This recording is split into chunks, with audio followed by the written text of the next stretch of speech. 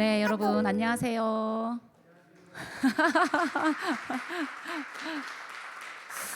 좀 기분 이상합니다. 여기 앉아 있으니까 뭔가 옛날에 연극한 것도 떠오르고 교육팀 세미나 할 때 연극도 했었는데 자세 좋습니까? 네.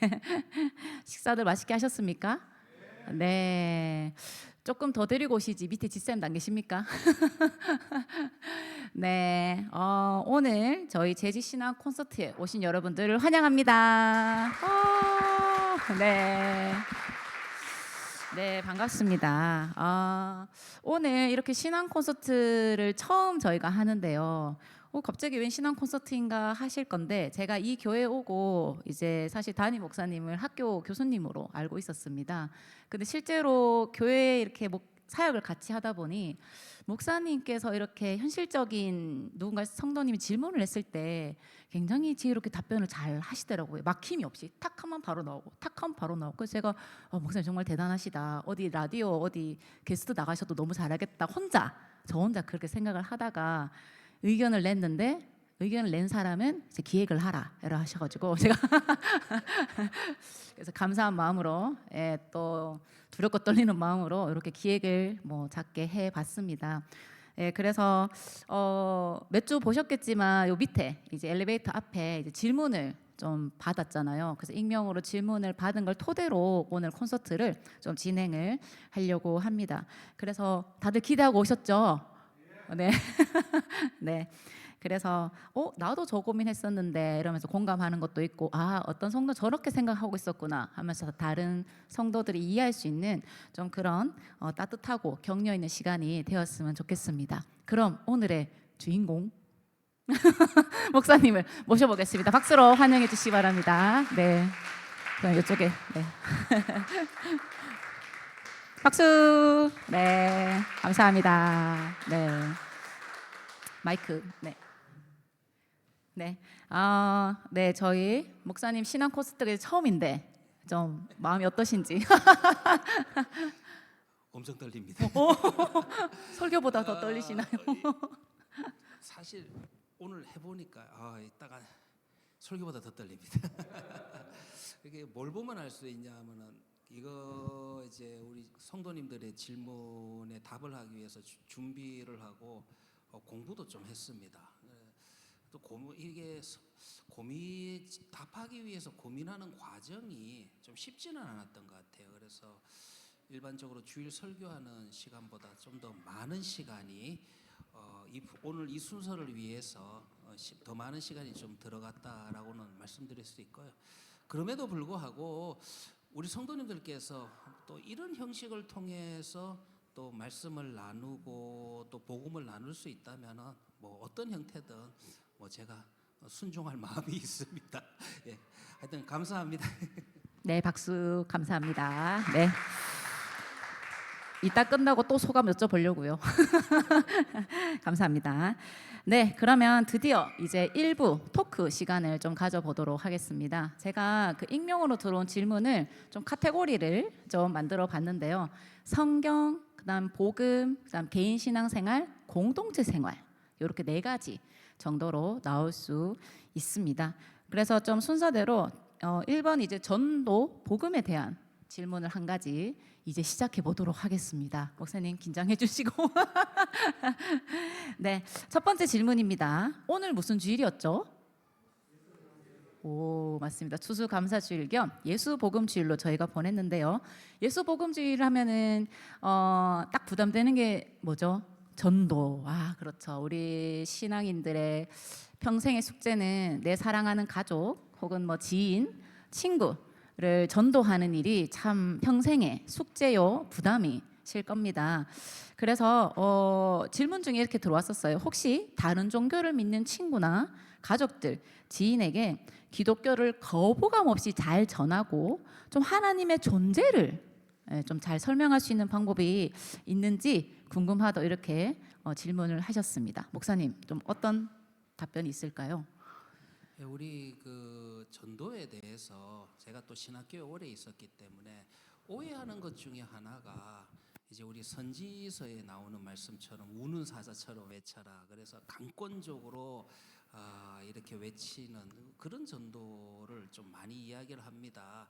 근데 이제 여러분들 성경 전체를 보셔야 되는데, 성경을 보면은요, 하나님께서 선지자들을 통해 가지고 강하게 말씀하실 때는 엘리야 선지자 이야기도 마찬가지고, 이제 안에서 밖으로 나가려 할 때, 그러니까 우리 믿는 자들이 그런데 이제 신앙의 자리에서 멀어져 갈 때, 그때는 굉장히 강하게 이야기하십니다. 그런데 밖에서 안으로 들어오실 때는 아주 이제 열린 이제 오픈성을 가지고 그렇게 공감대를 가지고 접근하는 것을 좀 볼 수가 있다라는 것입니다. 그래서 우리가 제일 중요한 게요, 이 복음에 대한 이야기를 할 때는 논쟁을 하시면 안 됩니다. 그래서 뭐 쟤는 뭐 불교를 믿고 나는 기독교를 믿으니까 우리 안에 진리가 있는 건 맞아요. 근데 이 진리로 인하여서 이것 때문에 우리가 상대방의 인격이나 상대방의 종교에 무리한 행동을 해서는 안 된다라는 것입니다. 근데 이런 경향들이 우리 기독교인들에게 좀 배타적인 경향들이 있어요. 무엇보다 중요한 거는 논쟁을 해가지고, 여러분 생각해 보세요. 논쟁해가지고 예수 그리스도를 전해보세요. 그래서 논리적으로 이야기를 잘해가지고 내가 쟤보다 말 잘해. 그럼 상대방이 믿을 것 같아? 안 믿습니다. 저 인간 저거 역시 예수쟁이 말 잘한다 이러면서 그런 생각을 하지 절대 믿지를 않습니다. 그러니까 논쟁하는 것보다는 무엇보다 중요한 게 사랑의 마음이 있어야 됩니다. 그러니까 내 친구의 저 상대 친척의 영혼을 사랑하려고 하는, 그래서 논쟁에서 이기려고 하는 마음보다 사랑하려는 마음으로 접근해 들어가야 된다는 것입니다. 그래서 저는 이 부분에 대해서 성경 가운데서 제일 이제 그 샘플을 보여주는 게 그 사도 바울의 이야기인데, 사도행전 17장 22절에 보면은 이제 바울이 아테네에 가서 이런 이야기를 해요. 이제 그때 아테네가 뭐 굉장히 우상이 모든 신들을 다 섬기는 장소잖아요. 종교의 중심지라고 할 수 있는 곳인데, 그때 가가지고 뭐 그 아테네 신전을 뭐 때려 부수거나 뭐 욕을 하거나 그렇게 하지 않았습니다. 뭐라고 성경에 되어 있냐면은, 아테네 시민 여러분, 내가 보기에 여러분들은 모든 면에서 참 종교성이 많습니다. 그렇게 이야기를 해요. 근데 내가 이렇게 다니다 보니까 여러분들이 신전이 많은데 알지 못하는 신에게 이런 신전도 있더라고요. 그래서 내가 그 알지 못하는 신에 대해서 말씀을 드리겠습니다. 여러분, 이거 사도 바울의 좀 이런 자세를 우리가 좀 배워야 되지 않겠냐. 그거는 뭐냐 하면은, 첫째는 상대방을 칭찬하셔야 돼요. 상대방이 믿었던 종교라든가 살아왔던 인생을 무조건 정지해서는 안 되고, 여러분들 참 종교심이 많습니다. 그거 참 좋은 겁니다. 이제 그렇게 이제 칭찬을 하고, 그 다음에 좀 공감대도 형성을 하셔야 돼요. 공감대가 있어야지 대화가 될 거 아닙니까? 그러니까 내가 지나가다 보니까 알지 못하는 신인데, 사실 우리가 하나님을 알지 못하는 신이라 우리 입장에서는 좀 이게 맞나 싶기도 하지만은 알지 못하는 신이라고 있던데, 그 알지 못하는 신에 대해서 여러분들에게 좀 제가 이야기해도 될까요? 이제 그렇게 이야기하고, 그리고 또 하나 중요한 것은 뭐냐 하면은, 상대방 종교나 그 우상을 공격하는 식으로 해서는 안 되고, 하여튼간 우리는요, 하나님을 소개하셔야 됩니다. 그러니까 이게 무슨 말이냐 하면은, 여러분들이 믿는 신들 그거 다 가짜입니다. 그거 뭐 별 볼 일 없어요.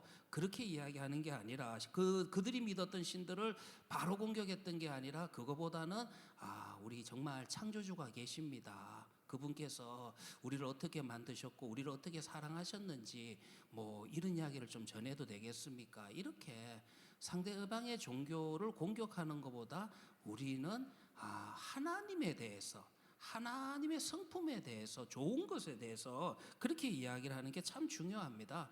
그리고 난 다음에 좀 시간이 된다면 본인의 삶의 경험도 나누는 게 도움은 될 거예요. 내가 그래서 하나님을 믿어보니까, 신앙생활을 해보니까 이러이러한 게 좋더라. 이제 그런 것들도 좀 나눌 수 있으면 좋고, 가장 중요한 건 이겁니다.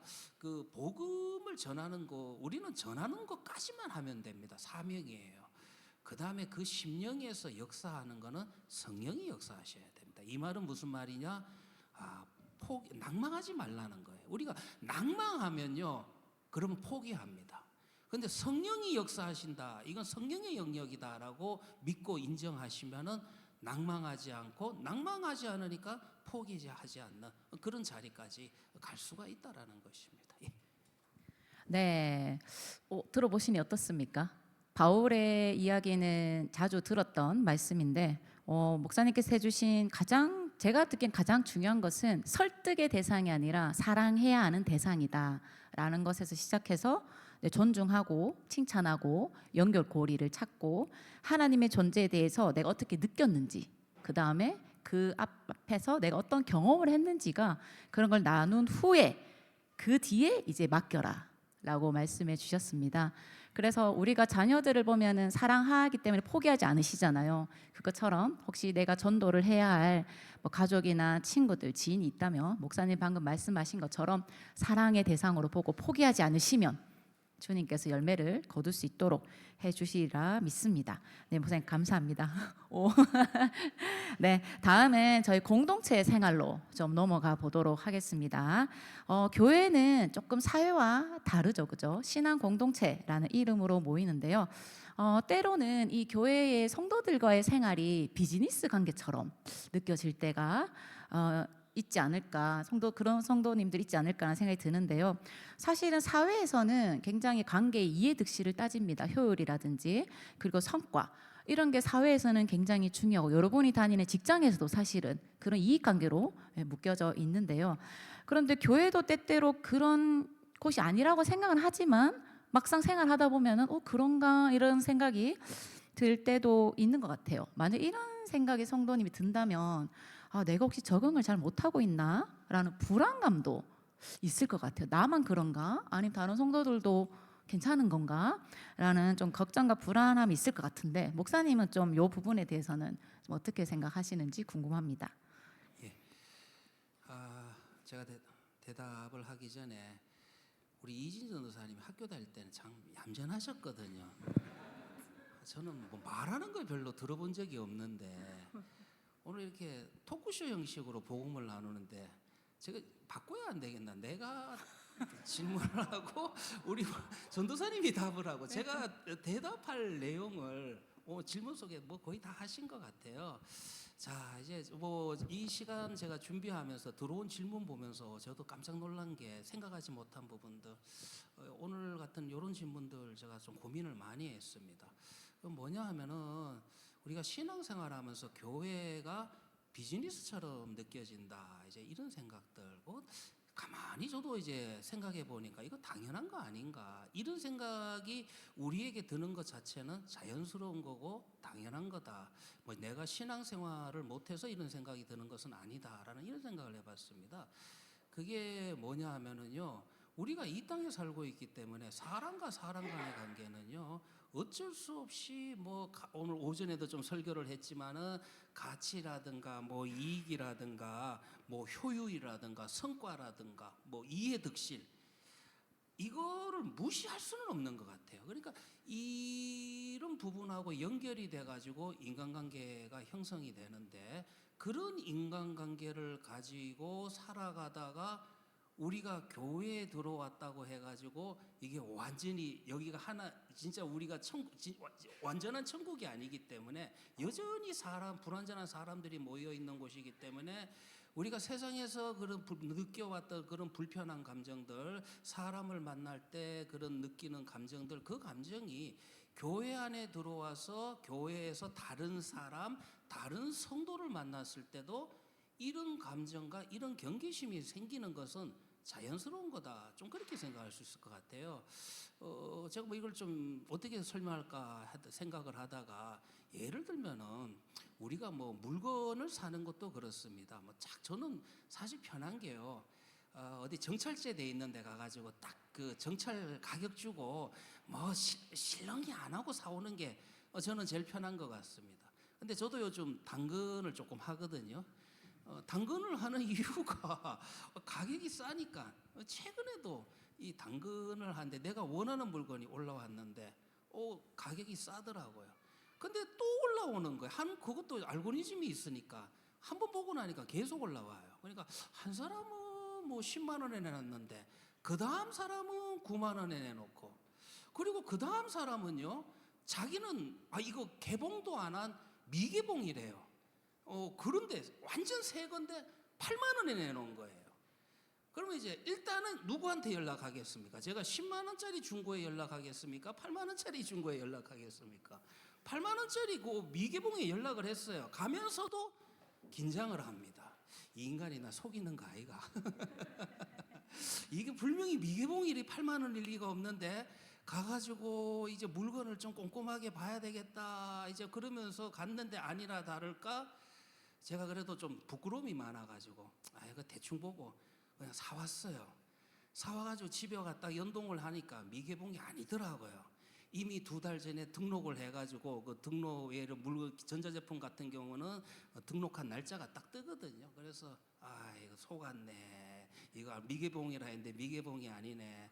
자, 약간 옆으로 말이 옆으로 가는 것 같은데 우리가 사람과 사람 간의 관계는 좀 이런 부분들이 있기 때문에 아무래도 만나고 대화하는 가운데서 이런 좀 피곤함이 있다라는 것입니다. 그래서 이게 교회 생활에서도 우리가 성도라고 하지만 역시 사람인지나 만나는 과정에서 어떻게 하든지 이게 좀 비즈니스 같은 느낌, 이 느낌을 받는 거는 당연한 거다. 좀 그렇게 생각하고, 이거는 성경에도 있어요. 여러분들 신약 성경 보시면요, 바울이 개척한 교회들 우리 헤아림교회처럼 멋있는 교회 잘 없습니다. 우리 헤아림교회 죄송하지만은 헤아림교회보다 더 정말 헤아림교회보다 다 못해요. 이건 제가 또 이제 헤아림교회도 왜 못하냐라고 이야기하냐면 초대교회 보면은 고린도 교회 가보세요. 고린도 교회 고린도서 읽어보시면요 파벌이 엄청났습니다. 그리고요 야고보 사도도 제발 좀 차별하지 말라 이 이야기 정말 많이 합니다. 그러니까 이 이야기를 하는 이유가 교회 안에 성도들끼리 자꾸 차별을 하니까 이 문제도 있는 거고, 그리고 우리 예수님 이야기는 유명하잖아요. 그 채찍으로 성전이 장사하는 곳이 아니다라고 장사꾼들 쫓아내는 이야기, 그게 얼마나 유명한 이야기입니까?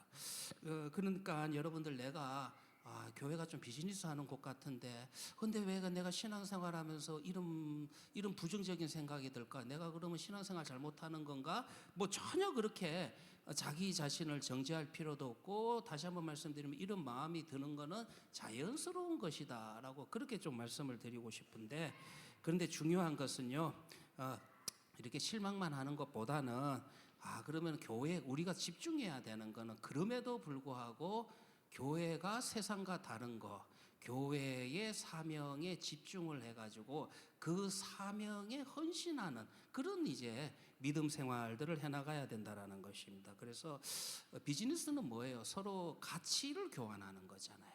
가치를 교환한다면 우리 본질적으로 다른 거는 교회는 우리가 주님으로부터 받은 은혜를 나누는 장소. 은혜를 나누는 장소다. 요거를 이제 기억을 하시고, 그리고 또 하나 중요한 거는 사회는요 비즈니스는 반드시 남겨야 됩니다. 그러니까 성과가 있어야 돼요. 그러니까 요 부분에 대해서는 우리 헤아림교회도 좀 조심해야 되지 않겠나. 좀 이야기가 제가 요 원고에 없는 것보다 길어지는데, 제가 이런 그 상담을 참 많이 받았습니다. 신학교에 있었을 때. 이게 정말 우리가 복음을 전하기 위해서 효과적으로 전하기 위해서 소그룹 운동하는 거는 그 자체가 나쁜 건 아닌데, 교회들마다 한동안 이제 소그룹 운동 뭐 이렇게 G12나 뭐 D12나 뭐 그 프로그램 자체가 나쁜 건 아니에요. 제가 볼 땐 복음을 전하는 거니까.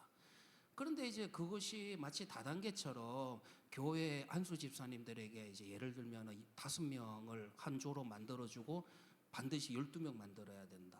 그렇게 이제 교회가 압박을 하니까 그 12명을 못 만든 안수 집사님들은 너무 그러니까 그분들도 참 열심히 하고 싶은데 복음을 전하고 싶은데 이게 결과가 안 나타나니까 속상해가지고 교회에서는 말할 데가 없고 만만하게 신학교에 와가지고 자기 마음을 털어놓나. 제가 이런 상담을 참 많이 받았습니다. 그러니까 교회는 여러분들 비즈니스는 결과를 내야 됩니다. 그런데 교회는 결과를 내는 것이 아니라 은혜를 나누는 것이니까, 정말 우리 진리를 나누는 것이니까 너무 어떤 그런 가치, 결과, 여기 성과 여기에만 집중하면 정말 교회가 비즈니스처럼 보일 겁니다. 그래서 우리 모두가 다 일단 요거는 제가 제일 조심해야 돼요. 제가 제일 조심해야 되는 부분인데 우리 모두가 좀 이런 부분들을 조심해야 되지 않겠나 이런 생각합니다. 네. 맞습니다. 이게 관계적으로 비즈니스라고 했지만 사실 교회 사역까지도 좀 이렇게 말씀을 해주신 것 같습니다. 그래서 가치 교환을 기반으로 하는 게 아니라 은혜 나눔을 기반으로 한다는 것, 교회 그 성도의 관계와 그리고 모든 사역에 있어서 많이 다르다는 것을 여러분들이 꼭 기억하셨으면 좋겠습니다. 목사님 그럼 덧붙여서 좀 공동체 생활에 대해서 좀 더 말씀을 드리겠습니다. 사실 이제 이 교회 안에 신앙 공동체 안에 다양한 사람들이 있습니다. 그 다양한 사람들은 두 부류로 나뉩니다. 혹시 아십니까? 나랑 잘 맞는 사람, 나랑 잘 맞지 않는 사람. 요렇게 딱 나뉩니다. 편안한 사람, 불편한 사람. 예, 그죠? 그래서 교회에 사람이 모이면 당연히 이런 다양한 관계가 있고 또 그 안에 다양한 갈등들이 성도 간에도 일어날 수 있습니다. 저도 뭐 오랫동안 교회 생활했지만 다 얘기는 못 해드려도 때때로 발생을 하는데요. 참 이럴 때는 어떻게 해야 될지 어디 또 성도한테 얘기하면 욕을 하는 것 같고 뭐 어디 얘기도 잘 못하고 혼자 끙끙 할 때가 있는데요.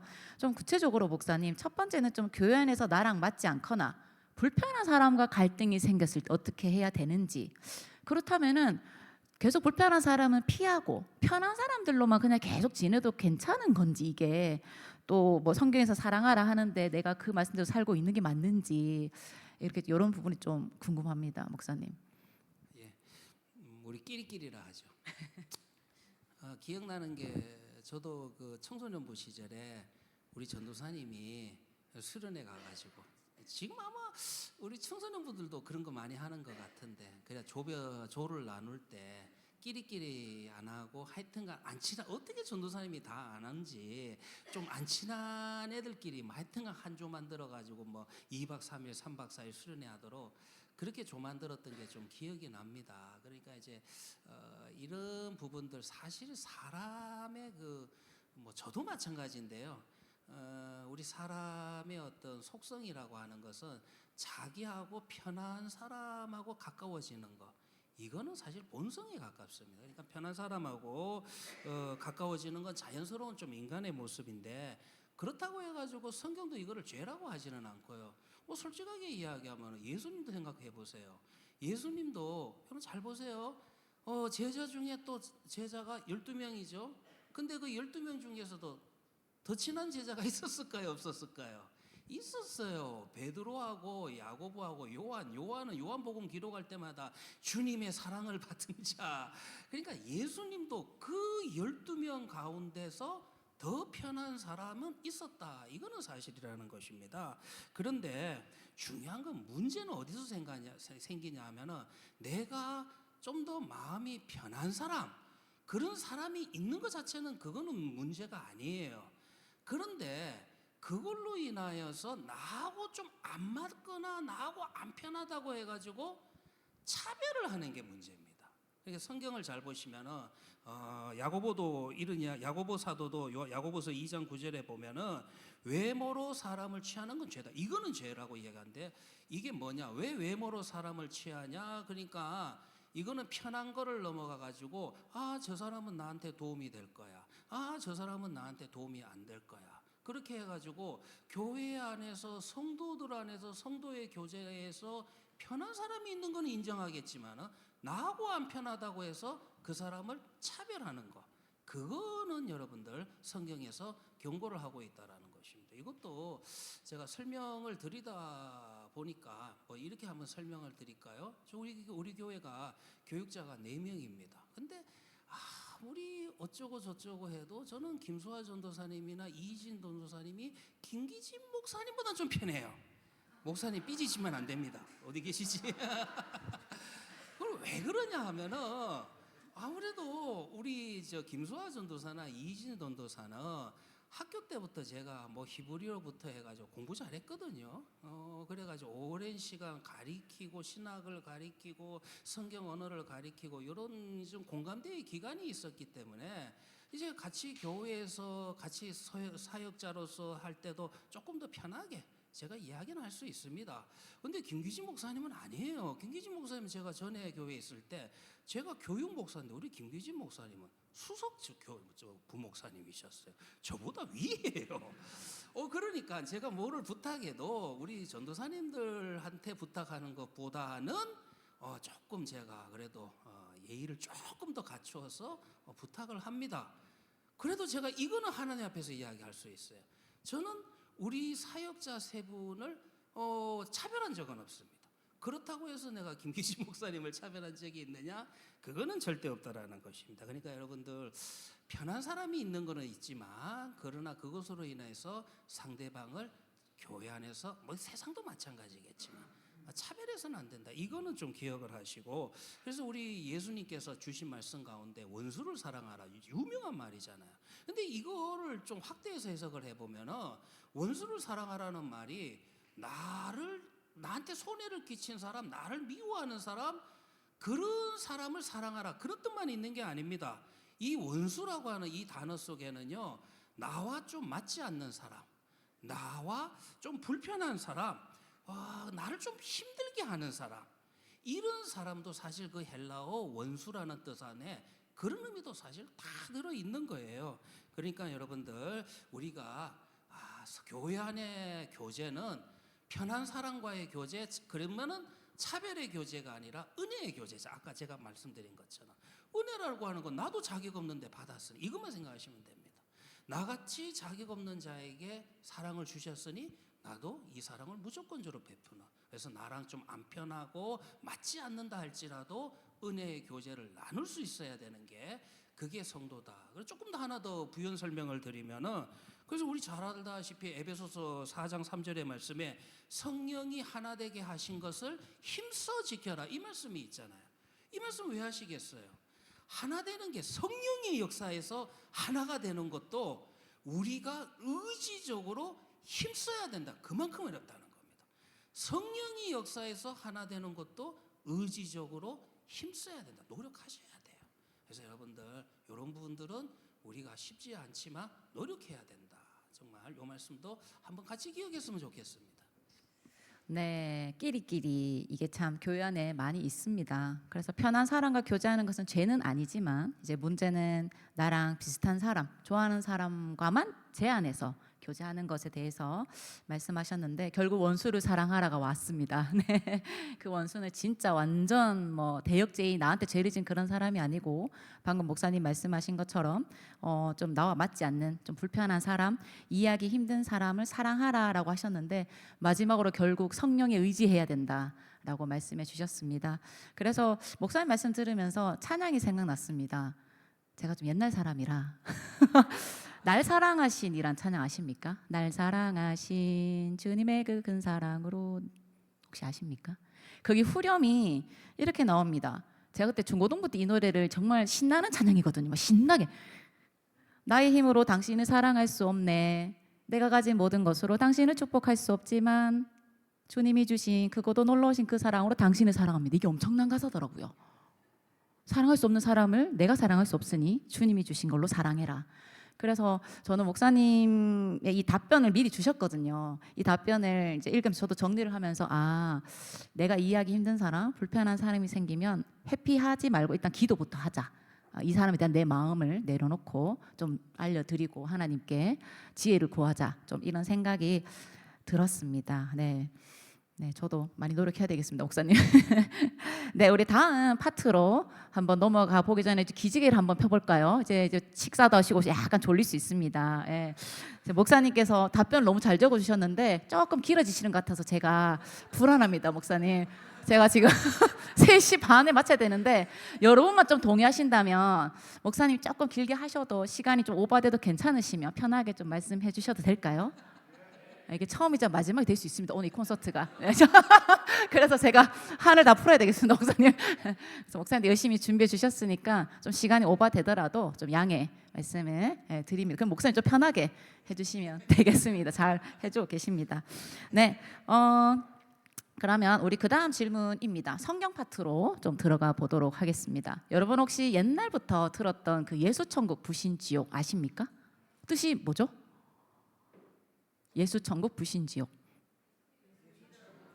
예, 맞습니다. 그래서 이렇게 믿지 않는 분들도 지옥 있다. 뭐 믿진 않지만 지옥이 있나? 뭐 약간 지옥에 대한 글자는 굉장히 선명하고 저희가 이제 교회 생활 또 신앙생활 하더라도 지옥은 많이 들어봐서 아는데 근데 구약을 읽다 보면은 어떤 말이 나오죠? 수올, 뭐 음부, 뭐 이런 글자도 등장합니다. 그럼 이건 지옥이랑 비슷한 건가? 이게 구분 어떻게 되는가라는 궁금증이 드는데요. 구약의 대가이신 우리 목사님께 한번 물어봅니다.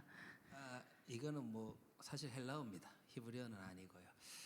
요건 좀 신학적인 질문인데 뭐 일반적으로 이제 신구약 성경을 보면은 이제 그 동의 사실 이제 결론부터 말씀을 드리면은 이거는 동의어입니다. 그래서 수올이라든가 음부라든가 지옥 다 동의어인데 수올은 어떤 의미 사실은 이제 원래 어떤 의미냐면은 사전적으로는 깊은 곳 이런 뜻이에요. 그래서 시편 139편 8절에 보면은 내가 하늘에 올라갈지라도 거기 계시며 수월에 내 자리를 펼지라도 거기 계신다. 이렇게 하늘과 정반대되는 바다 깊은 곳 그런 표현을 쓸 때 사실 수월 정확하게는 쉐올인데 요 단어를 써요. 그런데 여기에 이제 그 다음에 어떻게 사용이 되냐 하면은 하나님과 이제 아주 멀리 떨어진 장소 그런 표현을 할 때 역시 이거를 또 수월이라는 단어를 쓰기도 하고요. 그 다음에 음부라고 하는 건 이건 하데스인데 하데스라고 하는 것은 어디 나오냐 하면은 그 누가복음 16장에 나옵니다. 그 부자가 그가 음부에서 고통죽에 눈을 들어요. 그때 거지 나사로에게 이제 손가락에 물 하나 찍어서 내 혓바닥을 적셔달라 할 때 그때 이제 이 하데스 음부라는 단어가 나와요. 그러니까 요거는 하데스는 어떤 의미냐면 좀 단절이라는 뜻입니다. 요게 사실은 그러니까 하나님과 단절이 되어 있는 상태. 이 상태를 조금 표현할 때 한글 성경은 음부라고 하고 요거는 이제 하데스라 헬라어로 그렇게 이야기하니까 뭐 요것도 역시 좀 그런 의미가 있고 그래서 우리가 일반적으로 이야기하는 지옥이라는 단어는 진짜 지옥이에요. 요거는 게헨나인데 우리 상식적으로 갖고 있는 지옥. 그래서 마지막에 죽음 이후에 창조주 앞에서 심판자가 되시는 창조주 앞에 서는 자리 그거를 이야기할 때는 지옥이란 그런 게헨나라고 하는 그런 용어를 씁니다. 그러니까 수올이나 음부는 좀 죽음이란 이런 의미도 있어요. 그런 의미도 있고 그러니까 지옥은 정말 말 그대로 우리가 아는 지옥이라는 의미만 있고 그러나 이제 수올이나 음부도 이제 성경을 보시면은 그냥 지옥의 동의어로서 사용하는 그런 경우가 흔하게 나타납니다. 이거는 세 개는 그렇게 동의어로 보시면 됩니다. 까지 합시다. 빨리 하라 그러니까. 이게 뒤에가 더 중요한 거예요. 뒤에가 더 중요한 거는 근데 중요한 거는요. 성경에 죽음도 수월도 하나님의 주권 아래 있다 그러거든요. 그러니까 우리 믿는 사람들은요. 죽음이라든가 지옥을 두려워하는 존재가 돼서는 안 되고 지금 이제 이 땅에서 하나님과 함께 살아가는 존재. 이게 훨씬 더 중요한 겁니다. 우리는 여기에 포커스를 맞춰야지 자꾸 너무 성경에 지옥 이야기 많지 않잖아요. 근데 너무 이제 지옥 이야기, 지옥의 고통 그 이야기를 너무 많이 하는 거는 좀 성경하고는 맞지 않다 이렇게 말씀드릴 수 있습니다. 네, 최근에 그 영화나 이런 데서 지옥에 대한 묘사가 굉장히 많이 나와서 아마 좀 성경에서는 진짜 많이 얘기하고 있지 않지만 미디어에서 워낙 그렇게 자극적으로 얘기하다 보니 좀 궁금한 게 생겼던 것 같습니다. 결국 저는 이 답을 보면서 진짜 예수 믿어 천만 다행이다. 지옥가 뭐 이런 얘기를 들으면서 정말 무서운 그런 좀 두려운 마음이 있는데 우리에게 주신 은혜가 정말 크다. 라는 생각에 다시 한번 감사드리게 되었습니다. 목사님 그럼 반대로 천국으로 가볼까요 이번에? 천국에 대한 질문이 또 들어왔습니다. 하나님께서는 우리에게 구원을 주셨죠. 그럼 구원 얻은 자들에게는 사후 세계가 어떤 세계가 펼쳐질까요? 바로 천국에 가게 되는 천국 소망을 이제 품게 됩니다. 그럼 천국에 대해서 몇 가지 궁금한 점이 있습니다. 첫 번째, 혹시 천국에서 내가 하나님 만나면 내가 이 땅에서 살았던 모든 생애를 파노라마처럼 쫙 영화 이런 데 나오잖아요. 뭔가 신 앞에 서면 쫙 이렇게 보이는 것처럼 그런 생애를 다 기억하고 계시는지 사람들 보지 않는 나 혼자 하나님께 막 회개기도했던 그런 잘못까지도 다 기억하시는지 궁금하고요. 또 두 번째는 현생에 남은 가족들과 좀 소통할 수 있는지 그리고 세 번째는 천국에 계신 분들이 저기 위에서 요 밑에 사는 가족들을 또 볼 수 있는지 좀 이런 천국에 관한 이야기가 목사님 좀 궁금합니다. 뭐 좀 아주 뭐 좋은 질문인 것 같은데요. 사실 성경에 이 부분에 대한 자세한 이야기들은 많지는 않습니다. 그런데 뭐 꼭 그 한두 개라고 하더라도 이건 중요한 건데, 이제 우리가 살았던 것이 파노라마처럼 하나님 앞에 펼쳐지느냐, 이건 아마 어디에서 분명히 설교를 들으셨기 때문에 이런 질문을 하셨을 것 같아요. 저는 그런 용어를 쓴 적은 없는데 그거는 맞습니다. 왜 그러냐 하면은, 첫째 이제 교리적으로 하나님이 전지전능하신 분이니까, 그래서 파노라마처럼 우리의 생애가 펼쳐지고요.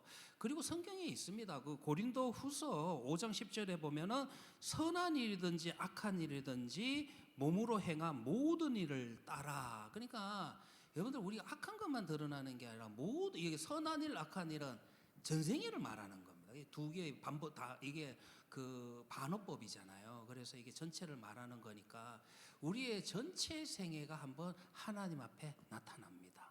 그 과정은 정말 믿는 자든지 안 믿는 자든지 우리도 다 심판대 앞에 서야 되는 건 사실이에요. 그런데 더 중요한 것은 뭐냐면 그 다음입니다. 그렇게 쫙 보여주고 그 과정을 통하고 난 다음에 우리가 스스로 고백하는 거예요. 나는 죄인입니다. 내가 정말 구원받을 수 없는 그런 존재입니다. 이게 내 생애를 쫙 파노라마처럼 하나님 앞에 펼쳐버리면요, 그 앞에서 이거 뭐 나 몰랐습니다, 뭐 이만하면 됐죠, 그런 이야기를 할 수 있는 존재가 인간이 어디 있겠어요. 그러니까 자격이 없는 거예요. 자격이 없어. 나는 죄인입니다 라는 것을 고백하게 하고 난 다음에 그 다음 과정이 중요합니다. 요거는 여러분들 욥기서가 도움이 될 거예요. 그 욥기서에 보면은 욥기서에서 사단이 하나님 앞에 와가지고, 천상에 와가지고 계속, 사단이 뭐예요? 참소하는 자잖아요. 계속 고발을 하는 거예요. 그런데 고발을 하는 것에 따라서 심판을 받는데, 그 순간에 우리는 어떤 과정을 거치냐면 우리는 예수 십자가의 은혜로 변호를 받는 겁니다. 제가 이렇게 좀 표현해 볼게요. 이렇게 변호를 받게 되면은, 그러면은 히브리서 8장 12절의 말씀처럼 내가 그들의 불의를 긍휼히 여기고 그들의 죄를 다시는 기억하지 않겠다. 그 파노라마 과정을 걸치고 사단의 고발도 있는데 우리는 십자가 은혜, 예수 십자가의 은혜로 변호를 받아서 이 모든 것을 하나님께서 잊어버리시겠다, 이런 은혜의 자리로 들어가게 된다라는 것입니다. 그 다음에 또 하나는 이제 천국에서의 관계인데, 이제 이게 천국에 가면은 서로 알아볼까, 그리고 뭐 요거 지금 제가 대답을 할 때 부부끼리 앉으신 분들은 표정 관리 잘 하셔야 됩니다. 표정 관리 잘 하셔야 됩니다. 뭐냐 하면은요, 여러분들, 우리가 천국에 가면은요, 그 가족 관계가 유지되지 않습니다. 너무 좋아하지 마시기 바랍니다. 안타깝다, 이 표정 지금 짓고 계셔야 돼요. 유지는 안 돼요. 그런데 요 말씀이요, 서로 못 알아본다는 뜻은 아닙니다. 뭘 보면 알 수 있냐면, 성경에 이제 그 변화산에서 예수님이 기도하실 때 모세와 엘리야가 왔을 때도 대화가 되잖아요. 모세, 엘리야 알아봅니다. 그 다음에 예수님께서 죽으시고 부활하시고 난 다음에 제자들에게 나타나셨어요. 그때 제자들이 알아봤습니까? 못 알아봤습니까? 제자들이 다 예수님 걸 알아봤어요. 그러니까 이거를 보면은요, 이게 서로 알아볼 수 있는 거는 맞습니다. 그러니까 서로 알아볼 수 있는 거는 확실하지만, 그렇다고 해서 중요한 것은 뭐냐면, 이 땅에 살았던 것처럼 여기는 배우자야, 여기는 가족이야, 여기는 뭐 부모님이야, 이런 구조가 계속 진행되는 것은 아니라는 것입니다. 이 말이 뭐냐 하면은, 아무래도 가서 여기는 내 부모님이야, 여기는 내 아들이야, 그러면 더 살아가는 존재가 되잖아요. 그러니까 이분들이 이 땅에 살 때 내 부모님이셨다, 이 땅에 살 때 내 자식이었다라는 건 알지만은, 그때 세상에서의, 이 땅에서의 관계로 인하여서 하나님의 나라 천국에 가서도 더 그 관계가 그대로 지속이 돼가지고 더 챙기고 더 사랑해야 되는 그런 구조는 완전히 사라지게 된다라는 것입니다. 그리고 이제 천국에 가면은 과연 알아보느냐 이야기는 좀 질문을 드렸고요. 거기에 보면은 또 세상에 있는 사람들을 의식하느냐, 의식합니다. 그건 어디 나오냐면 하나밖에 없지만 누가복음에 나와요.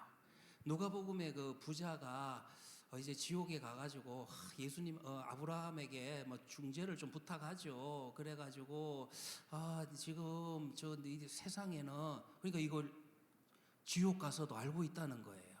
인식하고 이게 정말 고통일 것 같아요. 이거는 평생 가잖아. 그러니까 그 지옥에 가서도 아이고 내가 아직도 이 땅에 형제 5이 있는데 그것 좀 얘 나사로를 살려가지고 좀 가서 여기 오지 못하게 하라고 믿음 생활 하라고 이 부탁을 하거든요. 그러니까 이 부탁을 하는 것을 보면은요, 그 지옥에 간 부자가 이 땅에 여전히 아직도 땅에 있는 살아있는 가족들을 기억하고 그들에 대해서 염려 근심. 그러니까 지옥은요, 제가 가만히 보니까 야 이거 염려하는 곳이구나, 근심하는 곳이, 이 염려와 근심이 끊임없이 이어지는 곳, 이것이 바로 또 지옥인 것도 알 수가 있다라는 것입니다. 그리고 이제 말씀드린 김에 좀 더 한다면은 우리가 그러면 교통이 되느냐 안 됩니다. 이거는 또 누가복음 16장에 나오는데 너와 우리 사이에는 큰 구덩이, 큰 틈이 있어서 왕래가 안 된다. 그래서 여러분들 우리가 죽음 이후에 죽은 사람이 이 땅의 사람과 소통하는 것은 성경에 그런 내용은 전혀 없습니다. 그러면 목사님 뭐 예를 들면은 저 사울 왕이 사무엘을 본 적이 있잖아요. 그건 여러분들 귀신이에요. 마귀입니다. 귀신, 마귀, 사단은 우리의 생애를 알고 우리의 가족관계를 알기 때문에 그 사단 마귀가 그런 사람의 흉내를 내가지고 우리를 미혹하는 겁니다.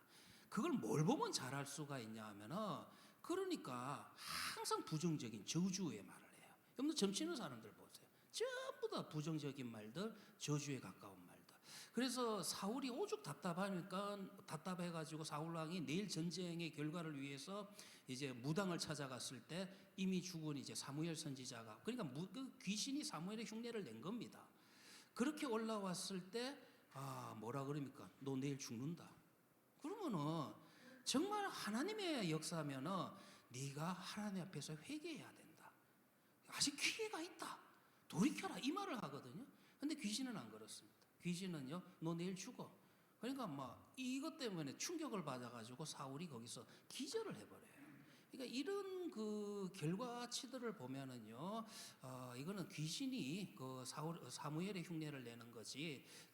성경은요, 죽은 자가 이 땅에 다시 와가지고 뭐 서로 소통을 하거나 뭐 어떤 내용을 가르쳐 주거나 그런 것들은 전혀 없는 것을 알 수가 있습니다. 예, 여기까지 합시다. 네, 우리 천국에 가게 된다면 이렇게 뭐 어릴 때부터 교회 생활 하셨던 분들이라면 천국에 가면 이럴 것이다라고 상상하셨던 것이 있죠, 그죠? 뭐 누군가를 만나고. 근데 여러분 정말 다행인 점은 이 땅에서의 제도는 종결된다는 점, 그리고 그곳에 가면 하나님의 온전한 사랑으로 서로를 대하는 점. 여기서는 싸우지만 거기 가면 웃을 수 있다는 얘기인지. 네.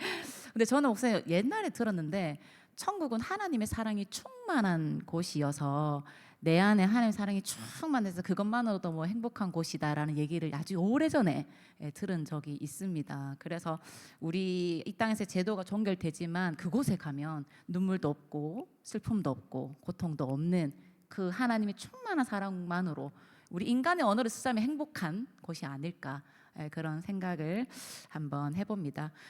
그렇다면 지옥도 받고 저희가 천국도 보았는데요. 그럼 이 땅의 삶에 대한 내용입니다. 성경 파트의 마지막 질문인데요.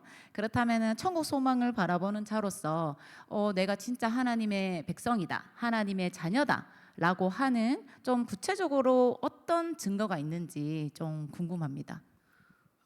오늘 그 오전에 드린 설교의 내용하고 좀 동일할 것 같은데요. 뭐 이 말씀은 뭐 성경에 하도 많이 기록되어 있어가지고 누구든지 주의 이름을 부르는 자는 구원을 얻으리라.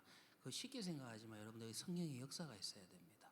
예수님이 그리스도다, 나의 구원자다라는 이 고백, 그게 있습니다. 이게 믿는 자로서의 가장 큰 표징, 가장 큰 구분, 그런 구분이 나타나고요. 그렇기 때문에 예수님이 나의 구원자다라는 표징이 나타나면 그 다음 나타나는 현상이 말씀과 기도와 예배예요. 이게 우리가 좀 게으른 때도 있고 부족할 때도 있지만은 사실 여러분들 그 이전에는 이 성경이라는 거를 뭐 읽어볼 생각이나 했겠어요? 근데 예수님이 그 그리스도라는 고백이 있고 난 다음에는 아, 그분께서 무슨 말씀을 하셨는가 성경에 대한 관심이 생깁니다. 그리고 여러분들 또 그분의 이름으로 기도할 만한 또 그런 힘도 좀 생겨요.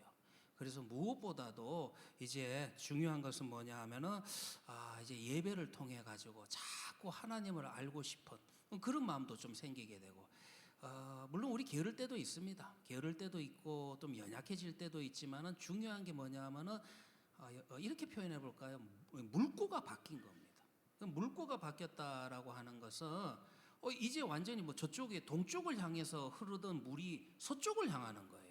그러니까 그전에는 전혀 하나님에 대한 인식이 없이 성경, 뭐 교회, 예배 이런 인식이 전혀 없다가 방향성이 하나님 쪽으로 방향성이 바뀌기 때문에 우리는 여기에서 자꾸 도덕윤리적인 이야기를 하는데 가장 중요한 거는 뭐냐 하면은 말씀이 지겹지만 이경신 목사 저 설교 지겹지만 그렇지만 이거 말씀 쪽에 자꾸 좀 들어보게 되고 그리고 기도도 하게 되고 그리고 주일날 할 일 많은데 예배도 드리게 되고 하나님에 대해서 자꾸 생각을 하고 그리고 지금 제주 콘서트 하는데 천국이 어떠냐 물으려고 또 앉아있기도 하고요.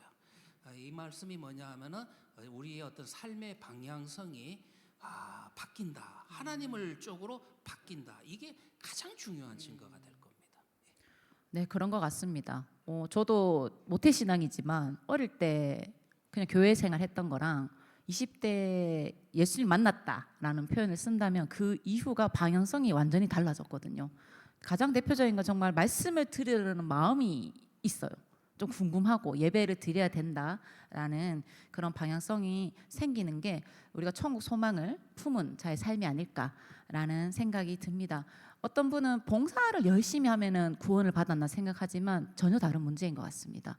봉사라는 것은 열정을 가지면 또 할 수 있는 분야이기 때문에 가장 먼저는 우리 안에 그런 마음이 있는가 그것이 가장 큰 구원의 증거인 것 같습니다. 네, 이제 다음 파트로 한번 넘어가 볼 건데요. 가장 마지막입니다. 흥미로운 질문이 굉장히 많이 들어온 개인 신앙생활 파트입니다. 네, 첫 번째 질문입니다. 이 질문은 많은 분들이 공감하실 것 같습니다. 우리 사람이 태어나면 어딜 향해 달려갈까요? 맞습니다. 죽음입니다. 저도 마찬가지고 여기 있는 우리 모두 마찬가지 죽음을 향해 달려갑니다. 필연적인 과정이죠. 그런데 우리가 이 죽음을 향해 달려간다라는 것은 세월을 느끼며 살아가고 있죠.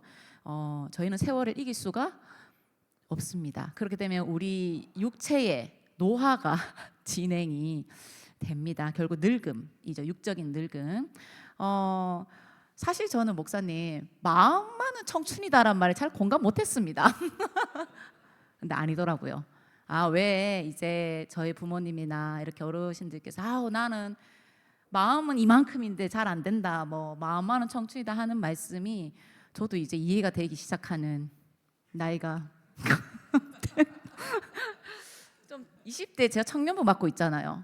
부럽더라고요. 예. 마음만은 청춘이단 말이 참 눈가에 저도 주름이 지면서 어느 정도 그런 생각이 드는데 목사님 그럼 우리가 신앙인으로서 육체적으로 늙는다라는 사실이 때로는 좀 울적하기도 하고 좀 우울해지기도 한데 좀 즐거울 수는 없는지 신앙인이잖아요. 그래도 그죠?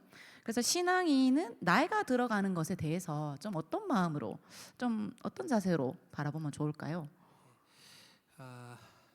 저도 뭐 제자들 가운데 오랜만에 만나는 제자들은 자주 만나는 제자들은 이제 변화하는 걸 계속 같이 보고 있으니까 그런 이야기를 잘 안 하는데 뭐 갑자기 한 5년, 10년 만에 만나는 제자들 요즘 좀 기분 나쁜 게 뭐냐? 왜 이리 늙으셨습니까?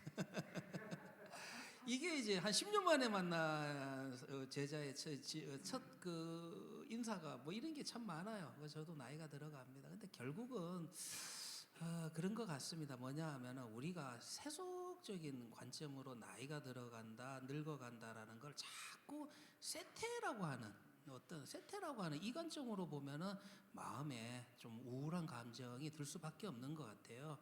근데 중요한 것은 우리 하나님은 나이가 들어가는 것을 어떻게 말씀하셨냐 하면은 백발은 영화의 면류관이다 이야기를 하셨거든요. 공의로운 길에서 얻는다라고 잠언서 16장에 말씀했다는 겁니다. 그러니까 하나님은 정말 참 그 믿음으로 살아간 그 세월들, 그 인생을 너무 우리 하나님은 너무 좋아하시는 거예요. 그러니까 그거를 백발은 뭐 연류관이다, 공의로운 길에서 얻는다, 면류관이라는 표현을 쓰셨잖아요. 근데 우리는 믿음으로 살았던 그저 육신이 좀 나이가 들어가는 이런 부분들을 자꾸 세상 사람들이 하는 것처럼 뭐 쓸모없는 거, 약해지는 거, 쇠퇴하는 거 이관적으로 보면 우울증이 들 수밖에 없습니다. 그러니까 뭐 저도 마찬가지겠지만은 뭐 이제 저도 곧 환갑이 돼 가는데 우리가 이 나이가 들어가는 거를 성경으로 하나님은 이거를 정말 믿음의 경력을 인정하시는구나. 이거에 그래도 이 나이가 들어가는 것을 나이가 들어가면서도 계속 신앙생활하는 것을 하나님은 이렇게 좋게 보시고 그걸 아주 선한 경력으로 보고 계시는구나. 우리는 그런 하나님의 시각으로 나이 드는 걸 좀 볼 필요가 있지 않겠나 싶습니다. 그리고 무엇보다도 이제 나이가 들어갈수록 더더욱 좀 공동체가 필요하지 않겠나 이런 생각을 합니다.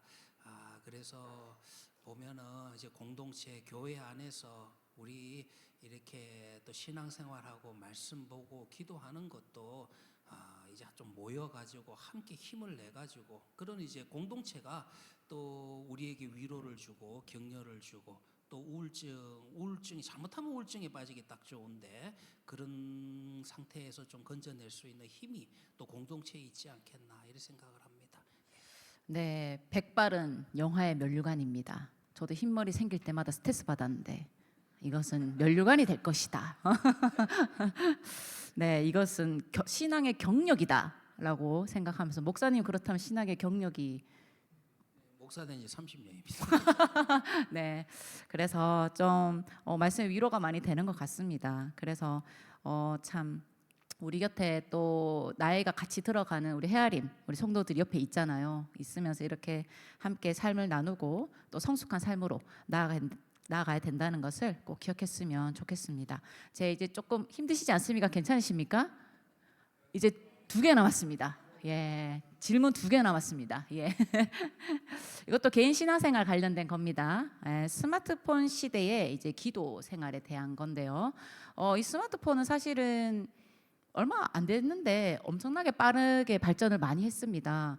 그래서 우리 아이들에게 있어서 이 스마트폰은 세상과 이어주는 유일한 장치로 이렇게 볼 수 있는데요. 어쨌든 우리 성도님들도 스마트폰은 인간관계를 이어주고 세상을 알아가는 데 굉장한 정보와 도움을 주는 도구입니다. 그러나 우리 신앙생활과 스마트폰의 균형을 참 이루기가 때때로 어렵다.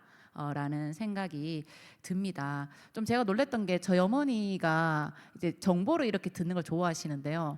유튜브를 그렇게 보십니다. 고마봐라 해도 이제 나는 건강에 대해서 알아야 된다 이러시면서 엄청 이렇게 관심을 가지고 많이 들으시거든요.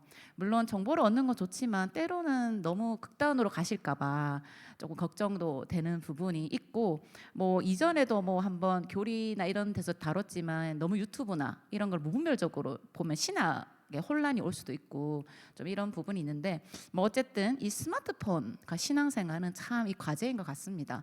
그리고 특별히 기도 생활에 있어서 좀 이 스마트폰 어떻게 지혜롭게 사용해야 할지 좀 목사님 답변이 궁금합니다. 뭐 그런 것 같습니다. 스마트폰 나온 지가 이제 한 10년이 좀 지난 것 같은데 이게 뭐 우리의 삶이 된 것 같아요. 왜냐하면은 사실 스마트폰이 우리와 제일 가깝습니다. 솔직하게 이야기해서 여러분들 배우자보다 스마트폰하고 더 붙어 다니시잖아요. 또 뭐 자는 시간만 빼고는 뗄래야 뗄 수 없는 관계에 있는 게 스마트폰이 아닌가. 그거를 이제 우리 교회도 신앙생활의 측면에서도 무시만 하지 말고 이걸 어떻게 하면은 효과적으로 좀 사용을 할까. 좀 그런 고민들을 우리 모두가 좀 해야 되지 않겠나. 좀 실용적인 말씀을 드리면은 언제 한번 두 장로님 우리 교회 아닙니다. 두 장로님이 이분은 형제 장로님이신데 저랑 식사를 하시면서 논쟁이 붙은 거예요. 그래서 큰형님이 되시는 장로님은 야 요즘 청년들이 성경책 안 들고 스마트폰 갖고 예배 시간에 성경 찾고 그 찬송가 찾는다. 연세가 많으신 큰형님 장로님은 이제 그렇게 이야기하시고 그 밑에 좀 나이가 많이 어리신 좀 젊은 장로님 막내 동생 장로님은 형님 뭐 그게 뭐가 그렇게 중요합니까? 요즘 이거 갖고 이렇게 성경 보고 기도하면 됐지. 그래서 이제 결국은 앞에 아무 상관없는 제가 결론을 판정을 해야 되나 그런 차이로 저를 끌고 가시더라고요. 근데 저는 답이 쉬웠어요. 왜냐하면 저는 지금은 성경을 패드로 봅니다. 왜냐하면 제가 연구를 할 때 제일 첫 번째 단계가 번역 성경 비교하고 그리고 헬라어 히브리어 원어 성경도 좀 들여다봐야 되는데 이거를 처음에 제가 신학교 다닐 때는요. 그때는 90년대는 그 버전마다 사가지고 그거를 쫙 책상에 펼쳐놓고 읽는다는 게 보통 힘든 게 비교한다는 게 보통 힘든 게 아닌데 지금은 제가 여러분들 제 스마트폰에도 이게 다 버전별로 원어 성경이 다 들어있으니까 그 자리에서 찾아가지고 이제 보는 게 너무 편합니다. 그리고 연구하기도 더 편하고 그러니까 우리가 이걸 가지고 뭐 게임을 하고 뭐 유튜브 보고 이런 데만 좀 집중하지 말고 어떻게 하면 이거를 가지고 내가 말씀 보고 기도하는데 좀 사용을 할까 효과적으로 사용할까 신앙생활 쪽으로 좀 자꾸 좀 연결시킬 필요는 있는 것 같아요. 저는 이번에 우리 성도님들께서는 참 열심히 참여해 주셔서 좋은데 이것도 제 아이디어는 아니었습니다. 제가 이 정도까지 머리가 돌아가진 않으니까요. 근데 이제 온라인 신앙생활 같은 거 우리 다 해보시지 않았습니까? 해보시니까 어떻습니까? 이 온라인 신앙생활이 우리 성도님들 신앙생활에 도움이 됩니까? 아니면 오히려 더 도움이 안 됩니까? 제가 보는 판단에서는 도움이 됐다라고 봅니다. 그러니까 이게 스마트폰이 우리가 어디서든 성경을 볼 수 있게 해주고 그리고 또 기도문 같은 것도 스마트폰에 좀 많이 넣어서 다녀보세요. 그래가지고 힘들 때마다 내가 기도할 힘이 없을 때마다 제일 중요한 게 주기도문과 같은 그런 기도문들을 스마트폰에서 한번 읽으면서 그러면서 한번 기도하는 것도 좋지 않겠나 이렇게 생각을 합니다.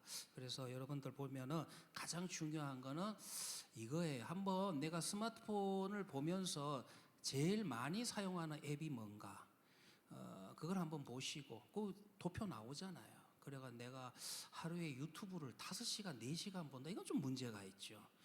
그러니까 그런 거를 보면서 그러면서 내가 유튜브는 4시간 보면서 거기 스마트폰에 담아놓은 성경은 얼마나 보는가 한번 비교를 해보세요. 단순 시간 비교만 하는 게 아니라 우리가 믿는 자로서 내 삶의 우선순위가 어디 있는지 그거를 보면 그거는요 너무 정확하게 나옵니다. 왜냐하면 시간이 딱 프로그램마다 시간이 다 나오잖아요.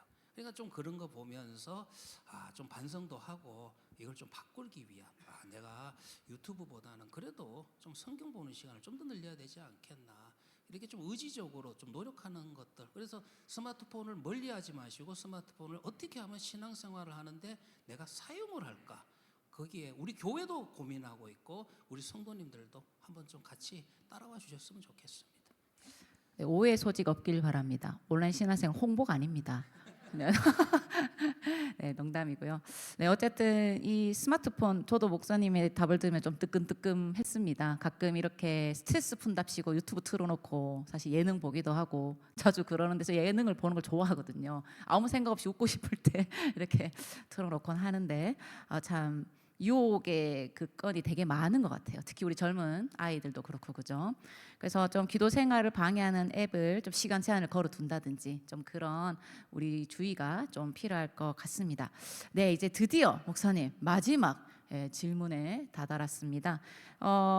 우리가 이제 그래도 신앙인으로서 계속해서 오늘뿐만 아니라 내일도 또 일주일 뒤에도 계속해서 신앙생활을 해야 할 텐데요. 좀 건강한 신앙생활을 할 수 있는 좀 목사님만의 노하우가 있다면 어떤 게 있는지 궁금합니다. 뭐 사실 말씀과 이 질문은 제가 한 20년 전에 지금은 이제 그 아세아 연합신학대학의 현재는 이제 아마 부총장으로 계시는 이한영 교수님 이제 뭐 제 한 3년 선배 되시고 그 선배님이 한번 후배들 앉혀놓고 그때 그분이 또 의사셨거든요. 의사셨는데 이제 또 부르심을 받고 신학교 오셔가지고 신학을 같이 했어요. 근데 그 선배님은 솔직히 1.5세인데 또 한국에 와가지고 또 교수 생활하시다가 이제 뭐 한번 제가 기회가 되면 저희 교회도 한번 초대를 할까 이렇게 생각을 합니다. 지금 아세아연합신학대학에 구약 교수로 평생 계셨는데 그 교수님이 그 선배님이 저한테 하셨던 말이 저 기억이 나요. 우리 말씀과 기도는 그냥 당연한 건데 이걸로 스트레스 풀지 말고 신앙생활하면서 또 말씀과 기도와 더불어 가지고 우리가 좀 스트레스를 풀 수 있는 거는 좋은 취미 하나 가져라. 정말 힘든 일이 있을 때, 괴로운 일이 있을 때 그런 것들을 쫙 잊어버릴 수 있는 그런 취미 하나는 가지는 게 좋겠다 이야기하는데 그게 제가 20년 전에 그 이야기를 한번 듣고 가만히 보니까 저도 좀 그런 부분들이 있습니다. 그래서 저도 보면 여러분들 당연히 목사니까 말씀과 기도에 전무하셔야 되지만 정말 때로는 스트레스를 많이 받으실 때는 뭐 영화를 보시든지 그럼 뭐 영화를 보는 취미도 좀 있는 것도 그러니까 나는 뭐 영화 같은 거 싫어해 뭐 영화도 한번 보시든지 저는 또 이런 것도 있습니다. 여러분들 잘 알다시피 제가 컴퓨터 좋아합니다. 그러니까 컴퓨터를 하는 걸 좋아하는 게 아니라 만드는 걸 좋아해요. 조립하는 걸 좋아하는 겁니다. 그러니까 한 번씩 제가 언제 조립하냐면 생각할 거 굉장히 많을 때 정말 좀 스트레스가 많고 결단을 내려야 될 때 여러분들 생각할 때 제가 산에 가서 산기도 할 것 같죠. 그런데 그 선배님 그런 방법도 좋았던 것 같아요. 그때 제가 컴퓨터 한 대 조립하려면은 돈도 돈이지만 한 3시간, 한 3일 정도 걸립니다. 이게 굉장히 좀 육체적으로도 피곤하고요. 나사 막 수백, 한 100개 넘게를 돌려야 되고 이게 꼼꼼하게 봐야 되니까. 그렇게 하는 그게 꼭 만드는 게 의미가 있었던 게 아니라 한번 그렇게 하면서 생각들을 정리하는 거고 그리고 좀 부담스러운 생각들을 좀 스트레스 받았던 것들을 내려놓을 수 있는 그래서 저도 이게 살아보니까 이런 부분이 있는 것 같아요. 그래서 말씀과 기도는 당연한 거고 여러분들 때로는 좀 스트레스를 내려놓을 수 있는 그런 좋은 취미 뭐 술 마시는 취미 이런 건 하지 마시고 이건 나쁜 취미잖아요. 그러니까 정말 건전하고 좋은 취미 이런 취미를 여러분들 한번 꼭 가지시는 게 좋지 않겠나. 뭐 하나 또 제가 예를 들면은 저는 참 부러운 게 외국 생활을 오래 하고 이래 교육자로 다니다 보니까 신앙의 친구가 없어요. 신앙의 친구. 저는 우리 교회 우리 교회 30대 40대 보면 이렇게 좀 부러운 것도 있어요. 와야 그래도 이 작은 교회에서 같이 이렇게 같이 붙어 다니고 뭐 테니스 맨날 치고 축구 같이 하고 저것도 참 좋다. 저러다가 이제 나중에 60, 70까지 저렇게 갈 수 있는 것도 얼마나 그 은혜 복된 겁니까? 그래서 저는 그런 것들도 참 도움이 되지 않겠나 이런 생각을 합니다. 네. 스트레스 얘기 들으니까 이게 뭐 조금 더 확장시키면 번아웃이 왔을 때 신앙에 근데 목사님 말씀은 우리가 육체를 갖고 있기 때문에 이렇게 환기를 시켜줄 수 있는 육신이 할 수 있는 그런 좀 취미를 가져라라고 말씀해 주신 것 같습니다. 저는 사실 신앙생활 하다가 번아웃이 오면 당황합니다. 이거 어떻게 해야 되지? 나 왜 번아웃이 왔지? 이게 좀 왜 지쳤지? 좀 이런 생각이 드는데 아까 그 말씀하신 취미 생활이라든지 좀 그런 걸로 환기를 좀 시키고 내 육신을 좀 돌아보고 그리고 하나님 앞에서 이렇게 돌아보는 신앙생활이 좀 건강한 좀 신앙생활이 아닌가 목사님 말씀을 듣고 좀 그렇게 정리를 한번 해봅니다. 근데 이렇게 총 9개의 좀 질문을 살펴봤는데 좀 어떻습니까? 조금 도움이 되시나요? 또 목사님이 정말 해답을 너무 잘 제시를 해주시는 것 같아요. 제 생각이 맞았습니다, 목사님. 이 콘서트를 기획하게 된 계기가 역시 딱 맞아 떨어지는 것 같습니다. 두 주 동안 잠을 못 잤습니다. 네, 감사합니다. 우리 조금 기세를 몰아서 사실 질문 트리가 이렇게 있고 제가 쓰도록 메모지를 했지만 생각을 했는데 또 막상 못 적으신 분들이 있을 것 같아요. 근데 또 오늘 강의를 들으면서 조금 순서를 바꿔서 좀 현장 지금 현장에서 즉석 질문을 한두 번 정도 받아보려고 하는데 아무거나 괜찮습니다. 뭐 자녀, 뭐 아니면 직장, 아니면 방금 오늘 들으면서 좀 이렇게 조금 궁금하신 거 있으면은 조금의 용기만 내시면 저희 뭐 30명도 안 되니까 부끄러울 일 없습니다. 여기 대회도 아니고 저희끼리만 하는 거니까 한번 혹시 손을 드시면 마이크를 좀 전달해 드리도록 하겠습니다. 혹시 있으십니까? 예, 마이크 여기 우리 정희애 지사님께 부탁드립니다. 네. 원래 다음 기회로 넘기려고 했는데 없을 것 같아서 없을 수 있어요, 지사님. 없을 수 있어요 지금. 그래서 신랑이랑 결코 이제 가볍게 어린이처럼 묻는 건 아닌데 삶의 죽음을 향해서 간다고 했잖아요. 근데 이제 시한부 육체의 늙음을 맞닥뜨렸을 때 드라마나 이런 데서 나오는 존엄사에 대해서 한번 심오하게 걱정도 되고 궁금도 하더라고요. 그런 선택권을 가졌을 때 가족이 지켜보는 사람한테 선택권을 이제 환자에 대한 걸 줬을 때는 그 가족이 벌을 받는 입장인지 아니면 스스로 선택을 하면 나쁜 사람이 되는 건지 이제 하나님께 처음에는 건강을 주세요 기도하다가 이제 하나님 만나러 천국을 빨리 가도록 해주세요 하는 그 다이렉트의 선택기를 어떻게 생각하실지 좀 진지하게 한번 여쭤보고 싶었습니다. 예. 일단은 요거는 신학적인 부분을 떠나서 법적인 거 무시 못합니다. 왜냐하면 우리나라는 존엄사를 인정 안 합니다. 그러니까 우리나라에서는 그 존엄사를 할 수 없고요. 네덜란드는 존엄사가 가능합니다. 근데 그 절차가 법적인 절차가 있어요. 그래가지고 이게 완전히 이제 제 의사가 뭐 혼수 상태라 할지라도 이미 죽음에 대한 그런 어떤 정의, 여기에서도 또 중요한 게 죽음에 대한 정의도 좀 우리 정리를 해야 됩니다. 요거는 법과 더불어서 또 윤리적인 측면, 종교적인 측면도 있습니다. 그래서 제일 중요한 건 의학적인 측면이 중요할 것 같은데, 뭐 예를 들면 우리가 완전히 죽는 것도 있지만은 그래도 내가 죽은 거를 죽음으로 인정할 거냐, 이런 부분이 있을 거예요. 그러면은 내가 이미 죽어서 혼수 상태에 들어갔는데 이거를 죽음으로 할 것이냐, 그거는 이제 신학적인 질문보다는 이 땅에 있기 때문에 세상의 법적인 대답이 더 중요할 겁니다. 만약에 우리나라처럼 존엄사를 인정 안 하는데 호흡기 떼시면은 사건이 심각하죠. 그러니까 그거는 그렇고, 그러나 네덜란드와 같은 경우는 법적인 절차, 그래서 의사들이 오고 그래가지고 완전히 소생할 그게 없다라는 확신이 올 때, 그때 이제 가족의 동의를 떼가지고 이제 뭐 호흡기를 떼는 그런 존엄사의 과정들은 있을 겁니다. 그런데 이제 이 부분은 우리 또 조금 더 설명드리면, 신학적으로 보면은 생명을 어디까지 볼 것이냐, 이 부분은 지금도 사실은 조금 고민을 합니다.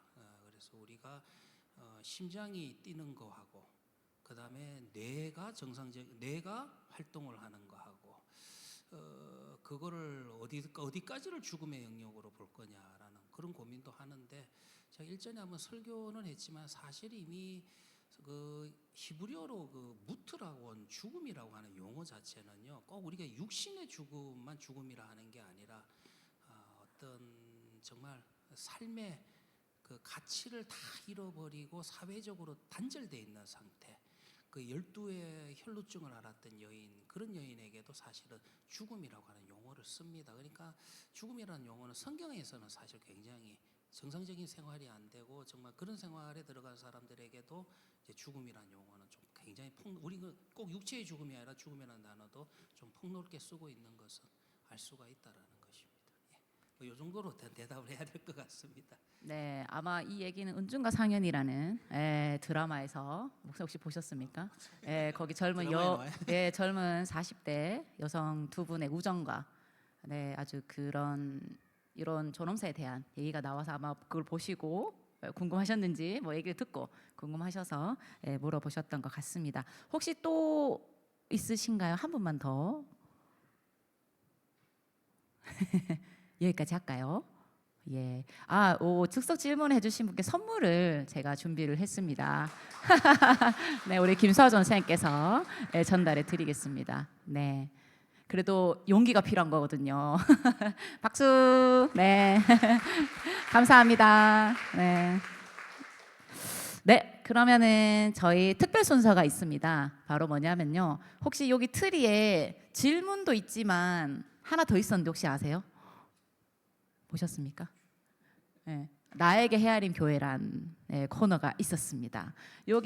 제가 여기 아침에 오시면 게시판 해놨잖아요. 거기 위에는 우리 성도님이 해주신 거고 아래는 어린이들이 적어주셨는데 보셨어요?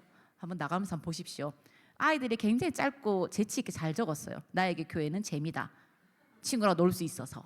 뭐 나에게 교회는 사랑이다. 뭐 하나님에 대해서 알려줘서. 굉장히 잘 적었는데 나중에 한번 꼭 보십시오. 그러나 우리는 재직 콘서트, 세미나 콘서트니까 그 위에 우리 성도님 중에 2분을 선정을 해서 선물을 드리려고 합니다. 전사님 결과를 보여주시죠. 네. 예, 감사합니다. 네, 결과지가 제 손에 있습니다. 사실은 요 적어주신 분들은 제가 누군지 다 알거든요. 다 참석하셨으면은 이제 드릴 수 있는데 참석하신 분 기준에서만 이렇게 저희가 정해서 드린다는 점 양해를 부탁드립니다. 네, 그러면 우리 2분을 소개하도록 하겠습니다. 목사님께서 먼저 헤아린 교회란 땡땡이다. 그 이유는 이것이다 하시고 성함을 불러주시면 그 성함이 불리신 분은 앞으로 나오시면 제가 선물을 바로 드리도록 하겠습니다. 목사님 준비되셨죠? 네, 이름은 제일 나중에 해주십시오. 네. 첫 번째 주시고 두 번째 주시고. 네, 첫 번째 여기, 두 번째 여기. 나에게 헤아린 교회란부터. 나에게 헤아린 교회란 나의 삶을 인도하는 곳. 내가 살아가는 이유는 가정과 교회가 있기 때문이다. 서강문 집사님. 오, 박수 나오십시오. 네, 목사님 요거 전달 좀.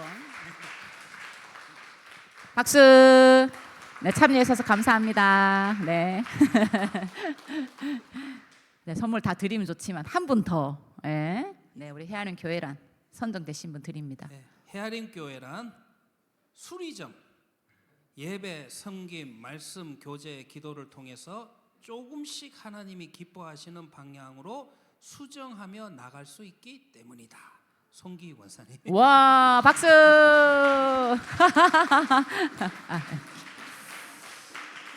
네, 축하합니다. 참여해 감사합니다.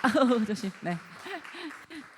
네, 사실 조금 더 적어주셨는데 참석하신 분들에게 먼저 특권을 드립니다. 네, 목사님 감사합니다. 네, 우리 그러면은 준비한 모든 순서의 하이라이트 행운권 추첨을 끝날 때까지 끝난 게 아니다. 행운권 추첨을 하도록 하겠습니다. 네, 저 선물은 몇 개 준비할게요. 좀 더 있습니다. 3개보다 좀 더 있습니다. 자, 그러면 이제 목사님께서 하나 뽑아 주시겠습니까? 두구두구두구두구두구두구. 자, 번호 확인하세요. 두구두구두구두구두구두구두구두구. 14번. 오! 우와. 저랑 방금 눈이 딱 마주쳤거든요. 네, 14번 주시고. 선물 하나씩 주십시오. 네, 박수. 네, 감사합니다. 네, 선물은 따뜻하게 지내시라고 따뜻한 선물을 준비했습니다. 네, 우리 김창목 사모님 하나 뽑아주시죠. 얼른 나오십시오. 얼른 나오십시오. 네. 설마 장모님 뽑히시는 거 아니겠죠? 자, 두구두구두구두구두구. 오, 2장 중에 1장을. 이번에도 장모님 아직 가시 마시고. 장로님 잠깐 선물 전해 주십시오. 19번. 오, 권사님. 이야, 축하드립니다. 네, 우리 서강모 집사님 하나 뽑아주시죠. 네, 자, 집사님 하나 뽑아주시고. 두구두구두구두구두구두구. 저만 보여주십시오. 아 예. 30. 네 1번. 와. 네 31번. 네. 아 들어가셨네요. 제가 전해드리겠습니다. 네 축하합니다. 네 우리 선물이 아직 2개 남았습니다. 우리 예장로님 하나 뽑아주시죠. 네. 장로님 번호 뽑히시면 장로님 번호 몇 번이십니까? 4번. 아 보시면 안 됩니다. 자, 자, 몇 번이십니까? 20번. 오, 오. 네, 우리 사모님 축하드립니다. 네, 네, 감사합니다. 네, 자, 우리 한 분은 누구 뽑아보시겠습니까? 나 뽑아보고 싶다. 아, 그럼 제가 한번 뽑아보겠습니다. 몇 번 뽑을까요? 2번요, 2번.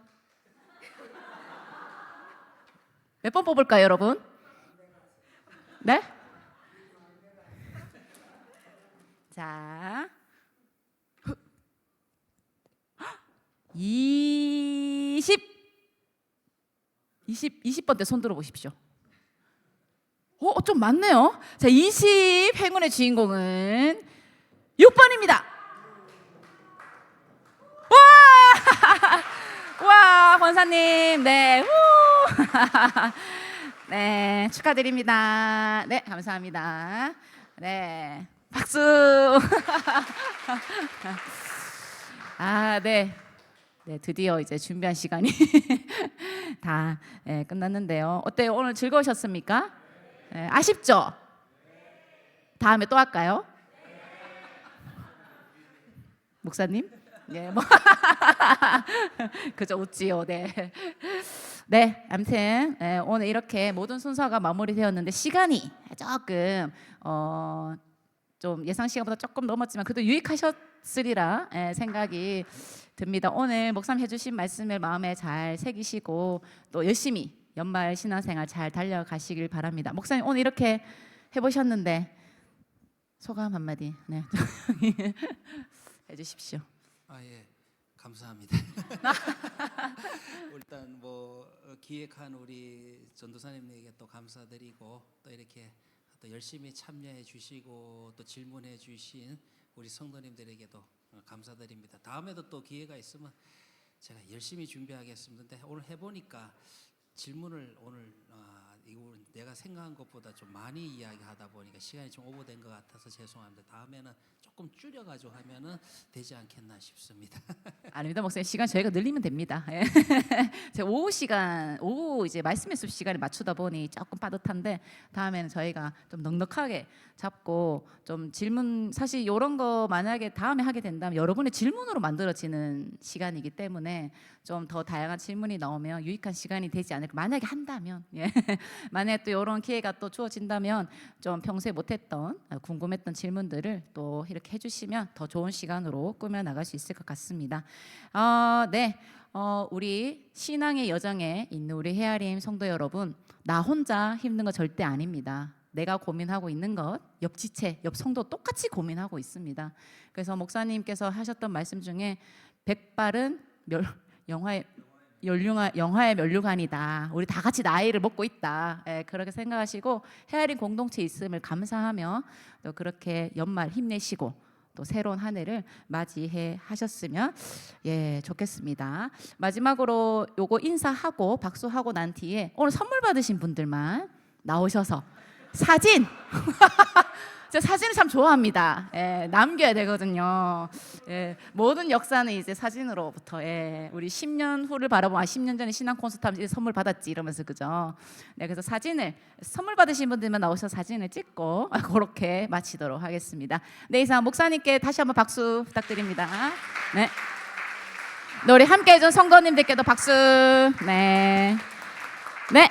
이상 신앙 콘서트를 마치겠습니다. 수고하셨습니다. 감사합니다. 우리 선물 받으신 분들 나오셔서 사진을 좀 찍도록 하겠습니다. 우리 이쪽 요렇게 설까요, 지사님? 지사 요렇게 설까요? 네.